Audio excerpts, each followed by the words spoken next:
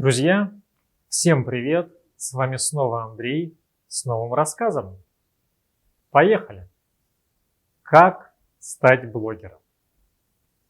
Вам может казаться, что тех, кто задается вопросом, как стать блогером, с каждым днем становится больше. А тех, кто добивается успеха, все меньше. Действительно, блогерская тусовка уже довольно насыщена. Но не стоит забывать, что аудитория социальных сетей делится на создателей и потребителей контента. При этом вторая группа прирастает более быстрыми темпами. И каждый ищет контент по своим интересам. Если вы медлите начать свой блог из-за опасений, что не сможете добиться в этом успеха, подумайте вот о чем. Даже если блог не соберет миллионную аудиторию, спустя годы вам самому будет любопытно взглянуть со стороны на то, каким вы были, что думали и чувствовали.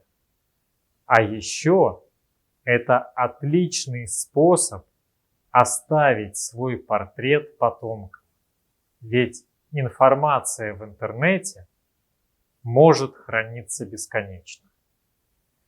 Сегодня сложно найти нишу для блога, в которой можно стать первым. Но это не должно вас останавливать. Будет хорошо, если темой вашего блога станет тема вашей собственной жизни. Все то, что вас увлекает, что вы хорошо умеете, чем занимаетесь много лет и можете считаться в этом экспертом. На этом этапе ваша задача одержать победу над внутренним критиком и отбросить сомнения в том, что ваш опыт имеет ценность. Составьте список своих умений, знаний, привычек, ролей, стремлений или увлечений, благодаря которым вы можете стать интересным рассказчиком. Затем просто начните рассказывать о себе. От того, насколько хорошо вы будете понимать своего подписчика, зрителя или читателя, зависит успех вашего блога. Подумайте о том, какие проблемы или потребности есть у вашей потенциальной аудитории. Знания об аудитории помогут правильно подобрать формат и площадку для блога. Если вы хотите удерживать внимание аудитории, придется принять за правило: поток контента не должен прерываться. В начале пути вам может казаться, что тем для отдельных публикаций много, и что свежие идеи будут приходить сами собой.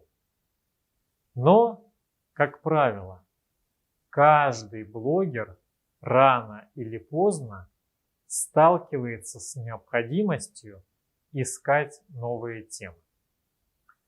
Чтобы всегда иметь под рукой список интересных тем, записывайте все идеи, которые приходят в голову.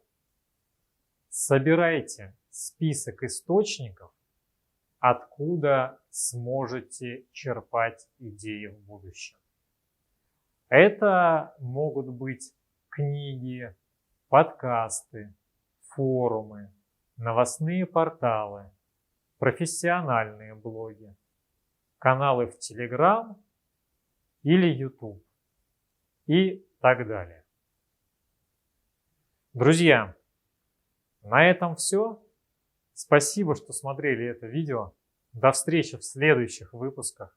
Удачи вам и пока!